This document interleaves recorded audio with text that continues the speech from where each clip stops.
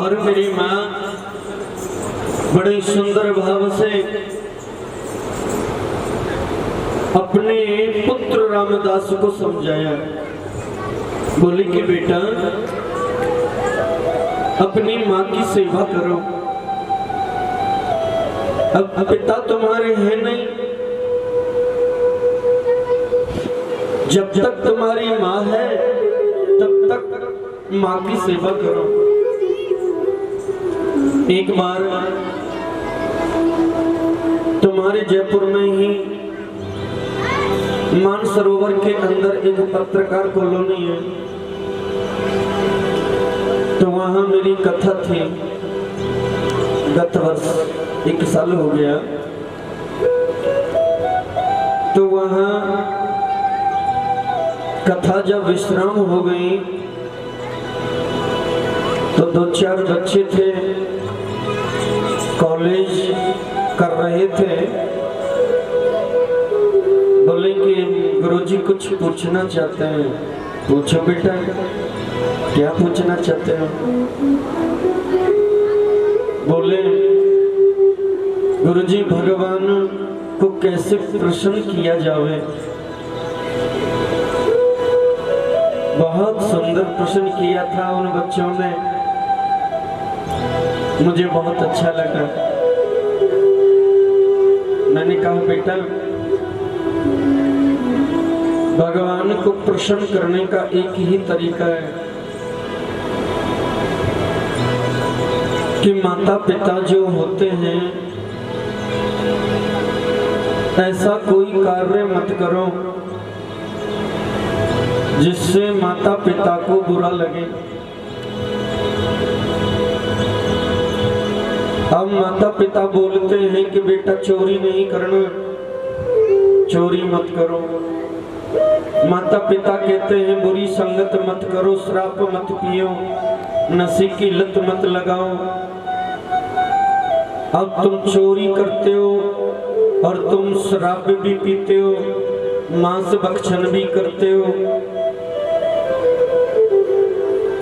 हम माता पिता तो यही कहते हैं कि मेरा बेटा सत्य कर्म करे, अच्छे सत्य मार्ग पे चले और एक बहुत सज्जन और सेवा भावी हो।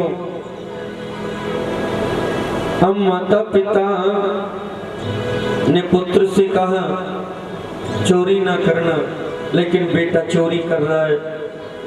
शराब मत पियो, बेटा शराब पी रहा है। तो माता पिता अंदर से बड़े दुखी होंगे कि मेरा बेटा चोरी कर रहा है, एक न एक दिन पकड़ा जाएगा और सिपाही पकड़ लेंगे, सजा कर देंगे।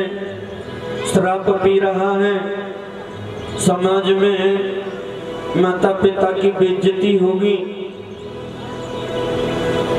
तो जो माता पिता पुत्र को ना करने के लिए बोल रहा है वो नहीं करना चाहिए, और नहीं करोगे, माता पिता के कहने के अनुसार चलोगे तो तुम्हारे माता पिता तुम्हें भरपूर आशीर्वाद देंगे और तुमसे प्रसन्न होंगे।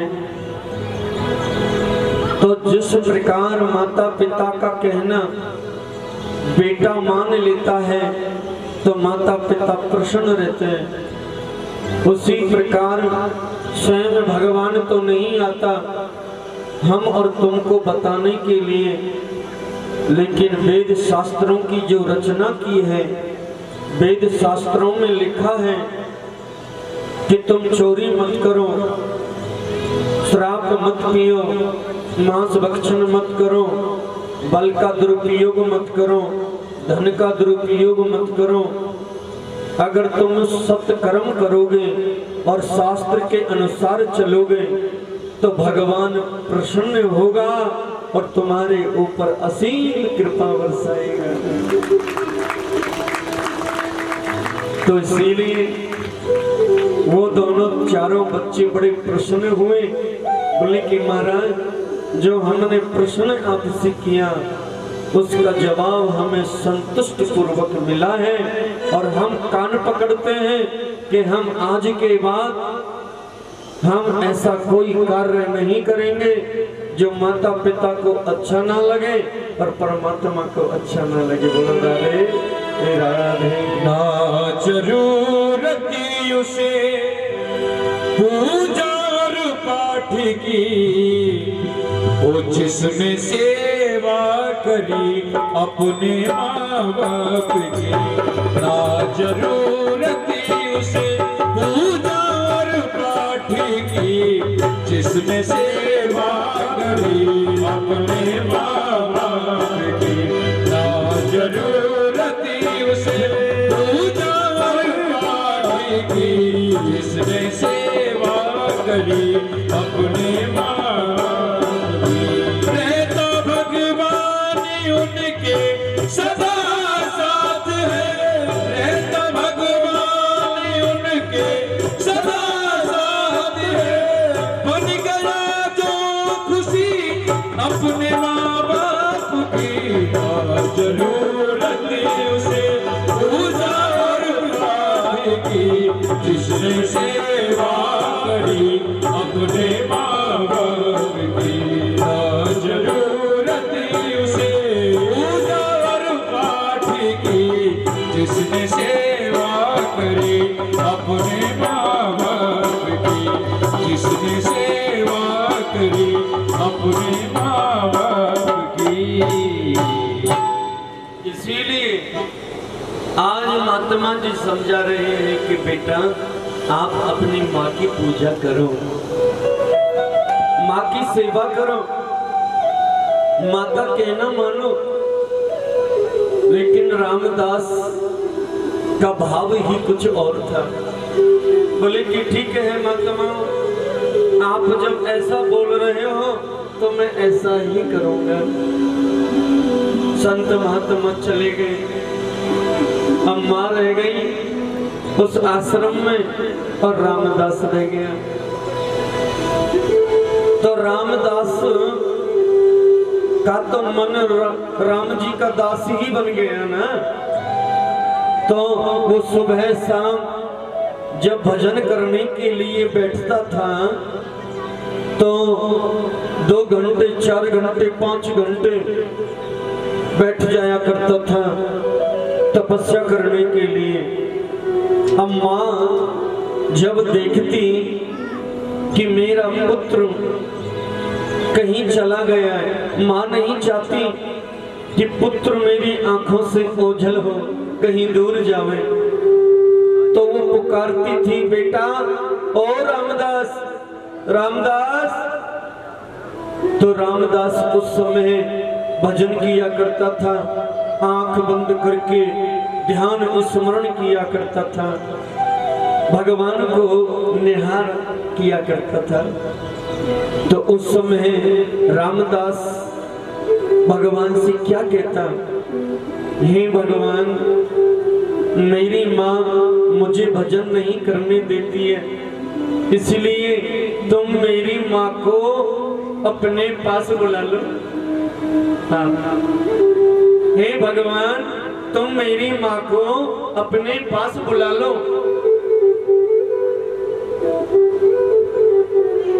लेकिन यहाँ समझने योग्य वाली बात है मेरी माँ।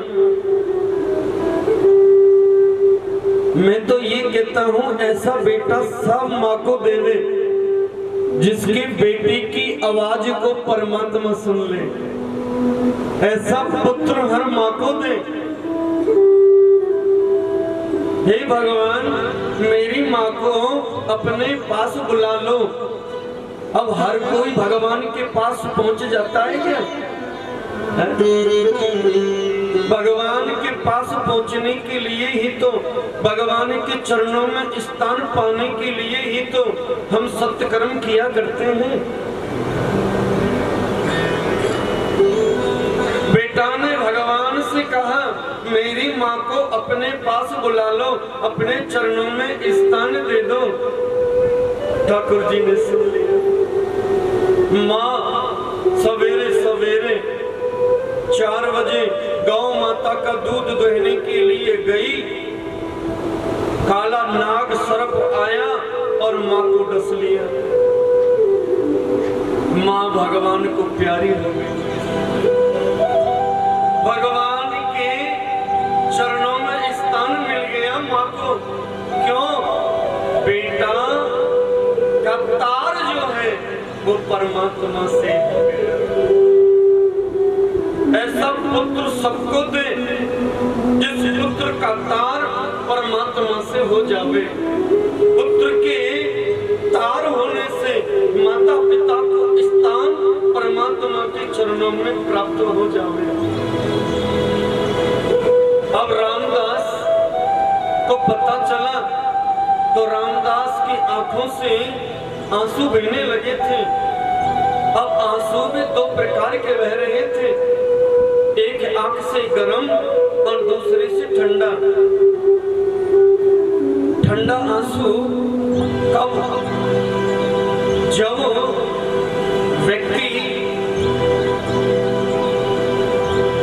दुखी होता है और वो रोता है तो उसके आंख से आंसू बहता है, तो गर्म आंसू बहेगा।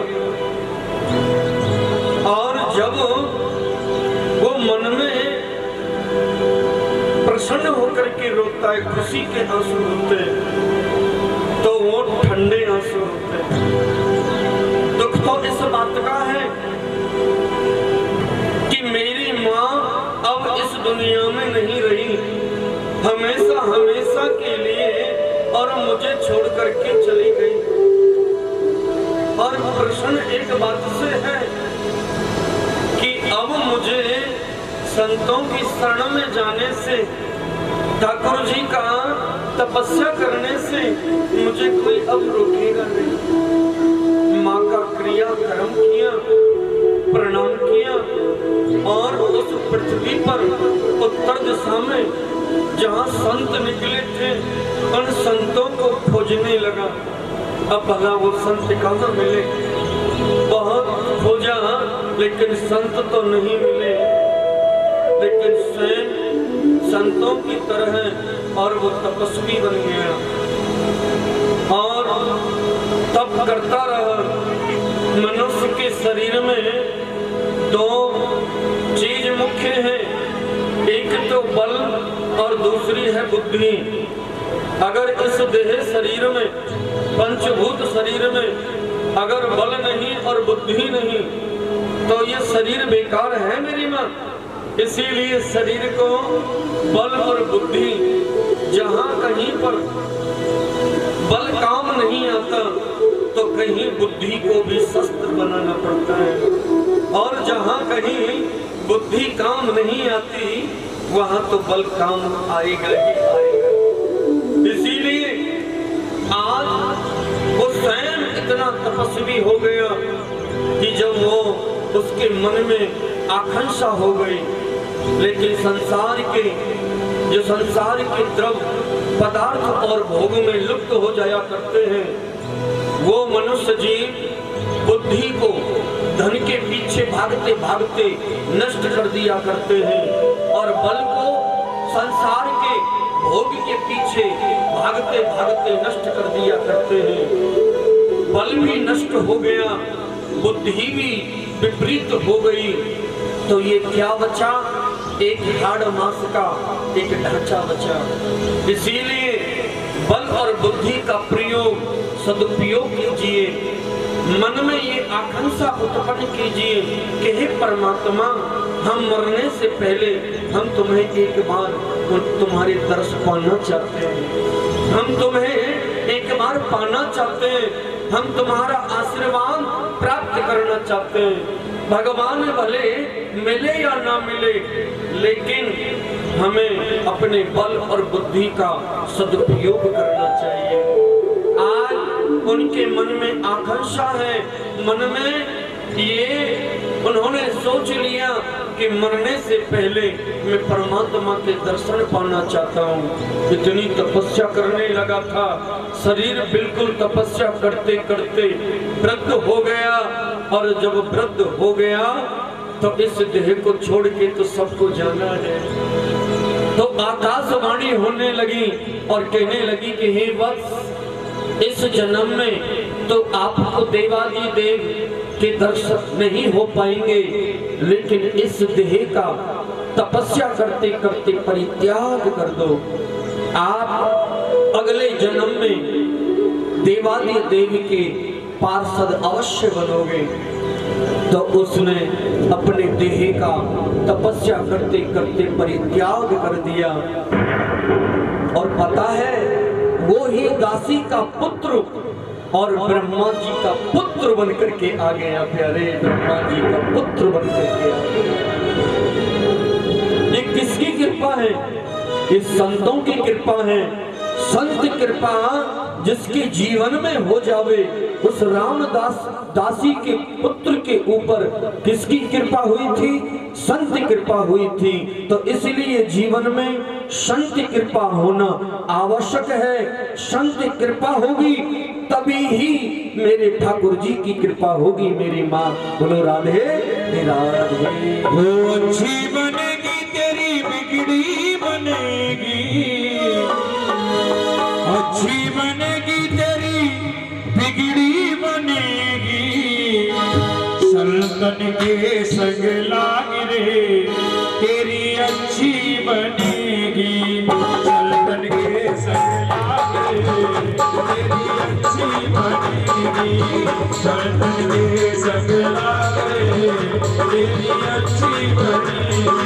अच्छी बनेगी तेरी बिगड़ी बनेगी, अच्छी बनेगी तेरी बिगड़ी बनेगी। ये सल्तन के संग लाग रे तेरी अच्छी बनेगी, सल्तन तेरी अच्छी बनेगी।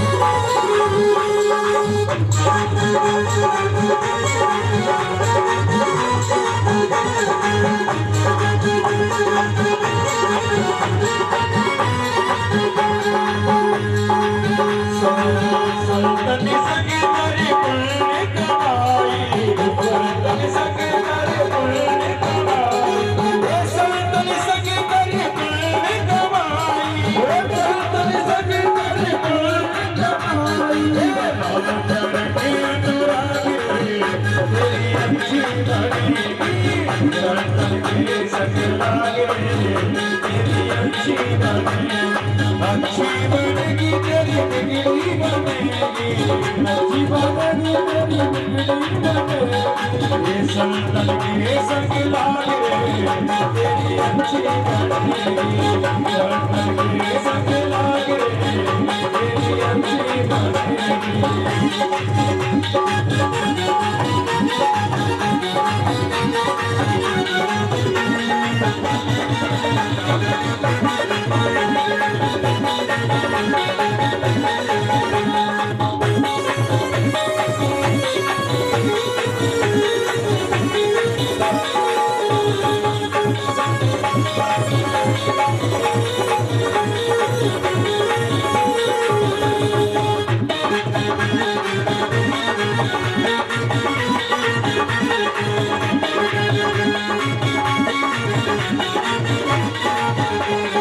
सबजी की बन गई प्रहलाद जी की बन गई,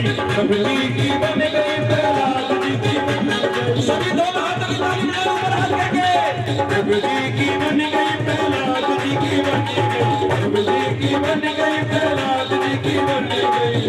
हरी हरी स्मरण में लाग रे तेरी अच्छी बनेगी, सल्तन के संग लाग रे तेरी अच्छी बनेगी।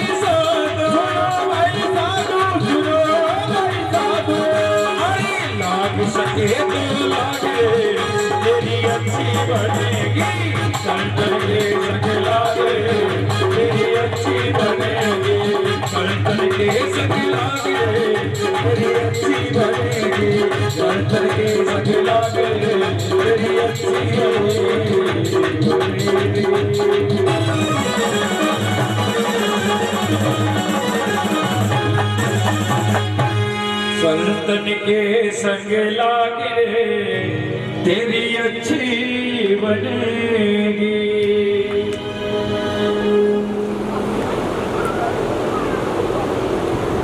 संत की कृपा जिसके जीवन में हो जाए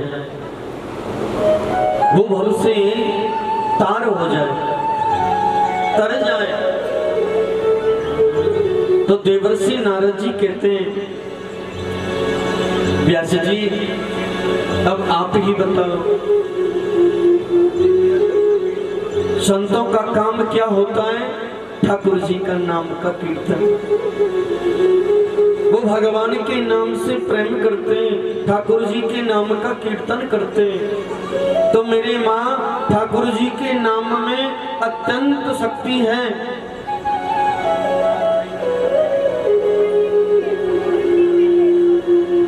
एक बड़ी सुंदर कथा आती है।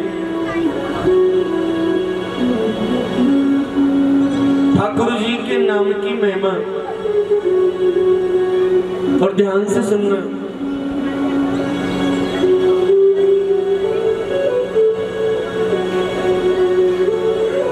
दो भाई थे और दोनों भाइयों में बड़ी असमानता।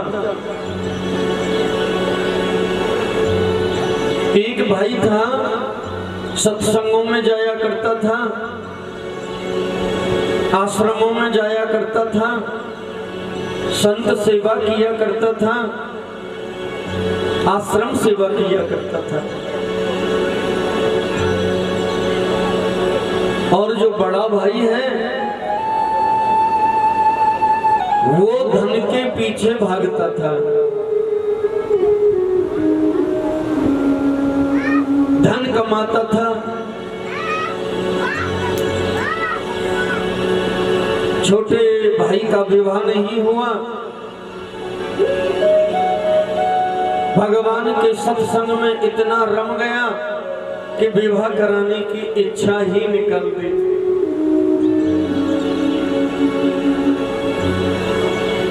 तो प्यारे, एक ऐसे ही महात्मा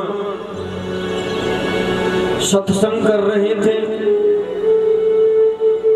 तो सत्संग करते करते दूसरा तीसरा दिन हो गया। तो सत्संग में वो छोटा भाई जाया करता और एक आसन पे बैठ के एक मन चित से और सत्संग सुना करता था। जो भी महात्मा जी के मुख से जो भी वचन शब्द निकलते थे वो बहुत बहुमूल्य हुआ करते हैं। तो महात्मा जी की नजर उस सत्संगी के ऊपर पड़ गई। सत्संग विश्राम हुआ। महात्मा जी ने सत्संगी से कहा, आओ इधर आओ। सत्संगी महात्मा जी के पास में गए, महात्मा जी को ढोक प्रणाम किया। महात्मा जी ने कहा बैठो। महात्मा जी ने कहा बहुत अच्छा मन है आपका और बड़े प्रेमी हो आप ठाकुर जी के नाम के, मुझे बहुत अच्छा लगा। मांगो, मैं तुम्हें आशीर्वाद दूंगा, कुछ चाहिए? बोली महात्मा जी मुझे तो कुछ नहीं चाहिए, पर मेरी एक अभिलाषा है। बोलो। कि मुझसे बड़ा एक भाई है, वो धन के पीछे बहुत भागता है, और मैंने तो कबहू मेरे बड़े भाई के मुख से राम जी को नाम कबहू ले तो ना देखो, और कृपा करो कि उनके मुख से एक बार राम जी का नाम निकलवा दो। महात्मा जी बोले कल ही हमें घर पे बुला लो, कल ही निकलवा लेंगे।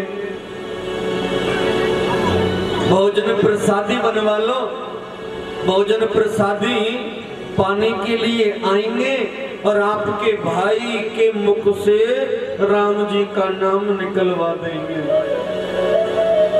सत्संगी भैया बड़े प्रसन्न हुए, बोले ठीक है गुरुजी, कल सुबह का भोजन प्रसादी बोले कि हमारे घर पे ही होगा।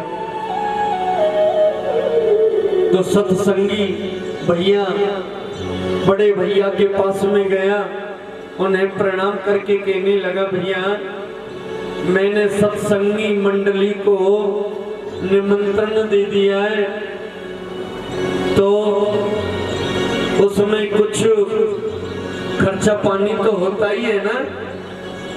अरे महात्मा जी मंडली आएगी तो दाल बाटी चूरमा तो बनने दो। बड़े भैया बोले क्या बोले? दाल बाटी चूरमा, वो भी सत्संगी महात्माओं के लिए। पता है तुझे कितना खर्चा आएगा? कमाता धमाता तो कुछ है नहीं, एक देला भी नहीं कमाता है, 2-4 हजार रुपए का खर्चा हो जाएगा, और 2-4 हजार रुपए नहीं होते क्या? बोल दो हमारे पास नहीं है, मने कर दो उनसे। अब बेचारा क्या करे, बड़े भैया जो ठहरे ना अब कुछ बोल भी तो नहीं सकते, बोले कि ठीक है। अब वो कहाँ पहुंचा? जहाँ राशन वाला होता है ना, दुकान वाला, वहां पहुंचा। उनसे कहने लगे सेठ जी कुछ राशन उधार दे दोगे? सेठ जी ने कहा कितने का? 2-4 हजार रुपए का तो दे दो।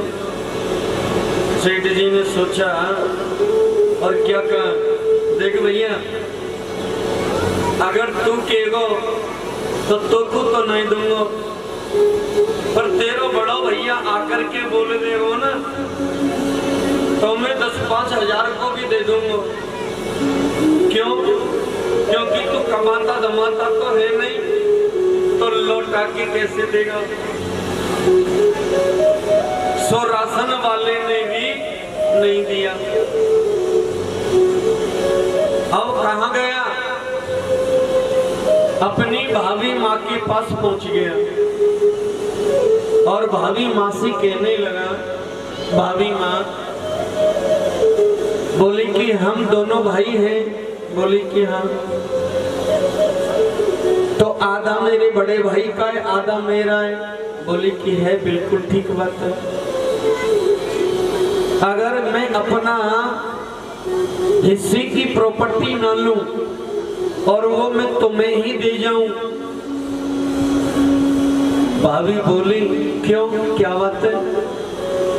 बोली कि मैंने सत्संगी मंडली के लिए निमंत्रण दे दिया है, और उसमें 2-4-5 हजार का खर्चा होगा, और तुम बना दो तो अच्छी बात है। भाभी माँ बोली मुझे क्या मिलेगा?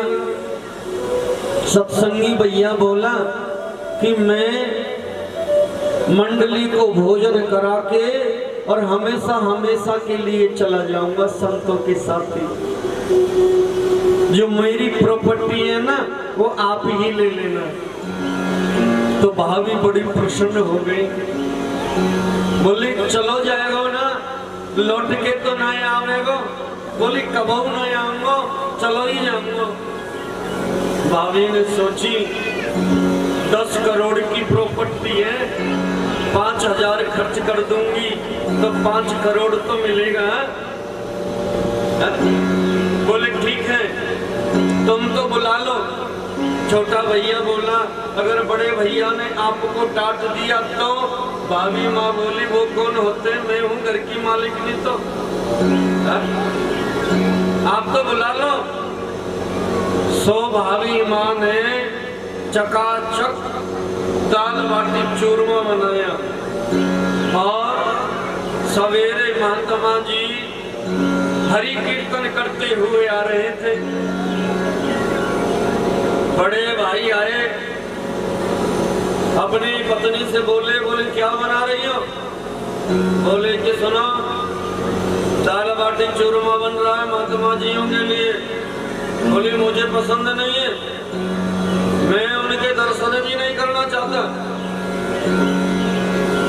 बोले कि एक कमरे में चुपचाप बैठ जाओ, अगर पसंद नहीं है खिड़की बंद कर लो, दरवाजे बंद कर लो।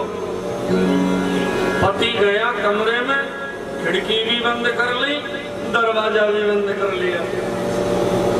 महाराज महात्मा जी कीर्तन करते हुए आए थे,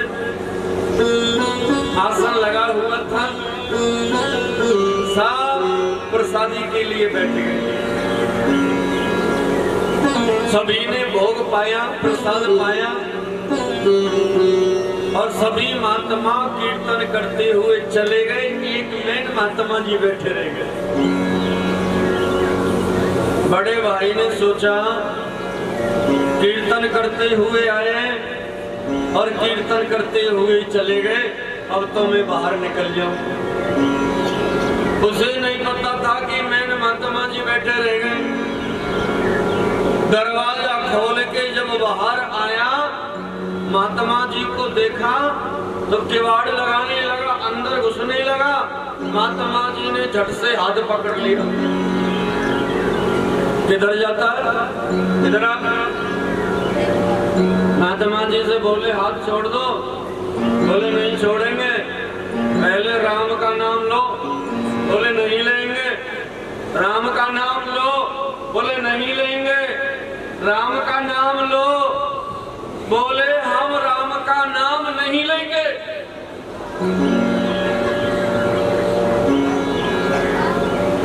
महात्मा जी ने बोले सुन, तेने अभी अभी क्या बोला कि हम राम का नाम नहीं लेंगे। राम का नाम तो मुख से निकल गया, लेकिन अब सुन ले ध्यान से कि जीते जी ही नहीं, मरने के बाद भी अगर तेरे ऊपर कोई विपत्ति या संकट आवे तो या राम के नाम को याद कर लेना और इसकी कीमत मांग लेना। महात्मा जी ने छोड़ दिया, महात्मा जी चले गए। छोटा भाई भी महात्मा जी के साथ चला गया। तो मेरी माँ, वृद्ध शरीर तो सबका होना है, आंखों को अंधा सबका होना है, कान दांत सब चमड़ी को सिकुड़ना है, कमर की सब को झुकना है। सो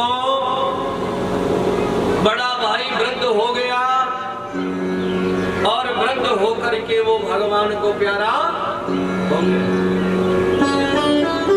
तो यमराज के पास में चला गया। यमराज ने उसे अपने सामने बिठाया और क्या कहा? बोले कि अरे मूर्ख, तैने अपने जीवन में धर्म को छोड़ करके और तू धन के पीछे दौड़ता रहा। तैने कभी दान नहीं किया, संत ब्राह्मण को कभी भोजन नहीं कराया, तैने कभी कथा सत्संग में नहीं गया, तैने कभी कथा सत्संग नहीं कराया। इसलिए तू धन के पीछे दौड़ता रहा, और अब देख ये तेरे लिए जो नरक है 28 प्रकार के नरक, तुझे इन सब नरकों से गुजरना पड़ेगा। तो उसको महात्मा जी की कही हुई बात याद आ गई और यमराज से कहने लगा, बोले कि यमराज एक बार आप अपने बही खाते में, मेरी फाइल में एक बार देखो, राम का नाम मेरे मुख से निकला हुआ है। यमराज ने बही खाते को देखा, उस खाते में लिखा हुआ था कि मैं राम का नाम नहीं लूंगा। यमराज कहने लगा, मूर्ख, इसमें भी ये लिखा हुआ है कि मैं राम का नाम नहीं लूंगा। वो आत्मा कहने लगी कि महाराज आगे पीछे के शब्द ने छोड़ो और सीधे राम पे आ जाओ। निकला तो मेरे मुख से ये ना, उल्टा नाम जपे जग जाना और वाल्मीकि वही ब्रह्म समाना है। भाभी कुभाभी अलखियाल से हो, नाम जपते मंगल दिशि से हो। राम सिया राम जय जय राम, राम सिया राम सभी गाइए।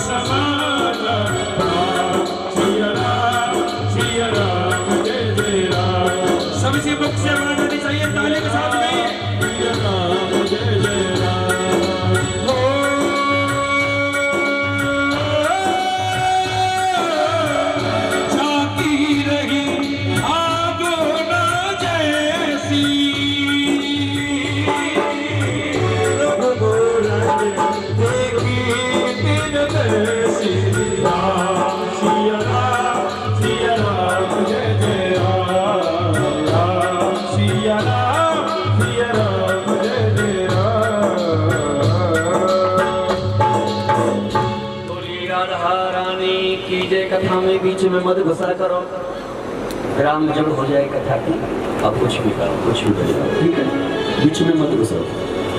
बोली राधा रानी सरकार की। तो मेरी माँ कथा कहाँ चल रही थी? क्या बोल रहे थे यमराज जी से? हाँ,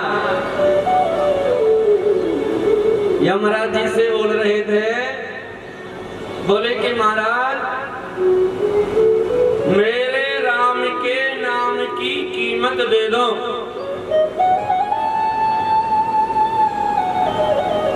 राम के नाम की कीमत? बोले कि हाँ, मुझे एक बार राम के नाम की कीमत चाहिए। बोले महाराज राम के नाम की कीमत? बोले हाँ। अब राम के नाम की कीमत महाराज कौन दे सकता है? यमराज तो अपने सिंहासन को छोड़ करके खड़ा हो गया और बोले कि मेरे पास तो राम के नाम की कीमत ही नहीं है। राम के नाम की कीमत हो सकता है, बोले कि मैं इंद्र के पास चलता हूँ। राम के नाम की कीमत हो सकता है इंद्र के पास हो। तो उस आत्मा को लेकर के और इंद्र के पास चले गए। इंद्र के पास में जब गए तो महाराज इंद्र से पूछा, क्या कि इस आत्मा को राम के नाम की कीमत दे दो। बोले महाराज राम के नाम की कीमत। इंद्र भी अपने सिंहासन से खड़ा हो गया और यमराज के पास जाकर के कहने लगा महाराज राम के नाम की कीमत मेरे पास भी नहीं है। बोले आपके पास भी नहीं है?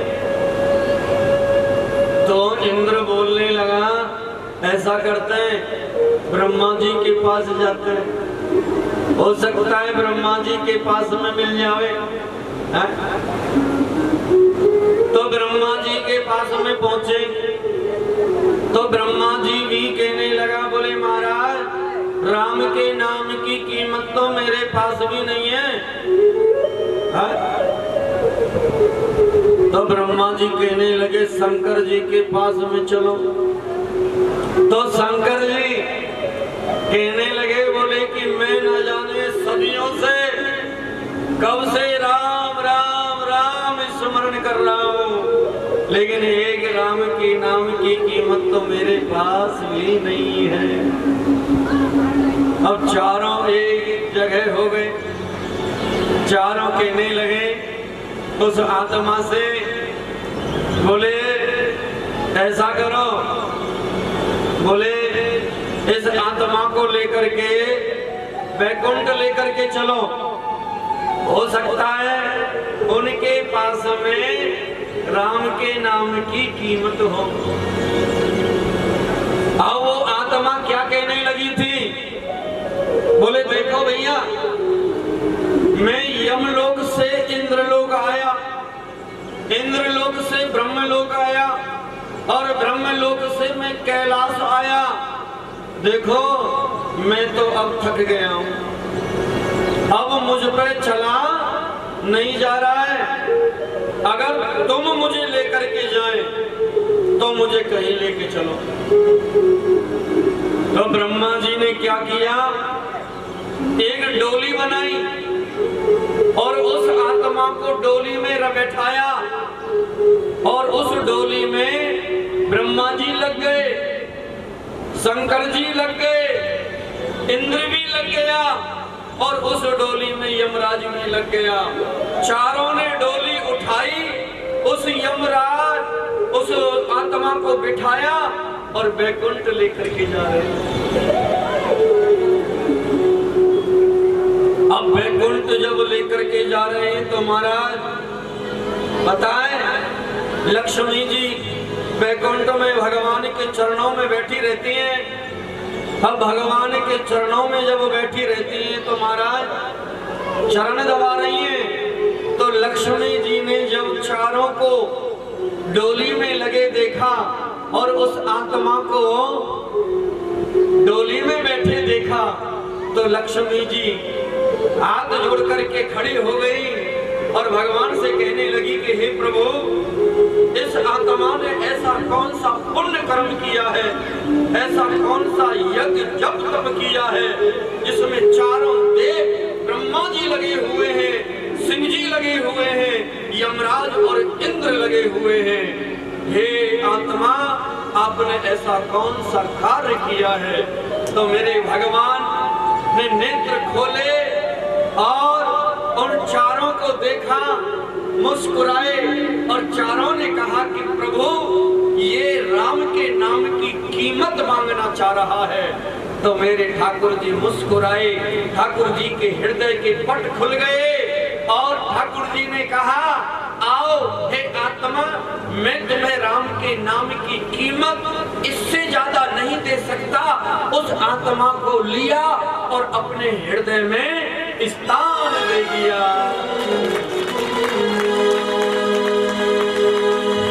धरती में यही आएगा तेरे काम, धरती में यही आएगा तेरे काम। राम से बड़ा राम का नाम, राम से बड़ा राम का नाम, राम से बड़ा राम का नाम। धरती में यही आएगा तेरे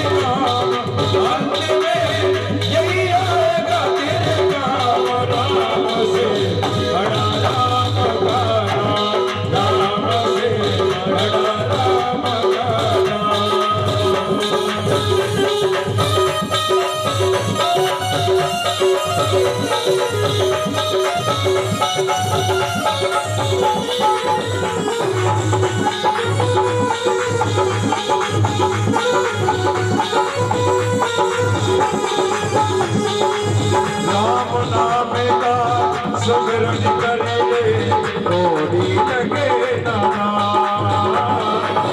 राम नाम का सुमिरन करिए थोड़ी लगे ना राम नाम का सुमिरन करिए थोड़ी लगे ना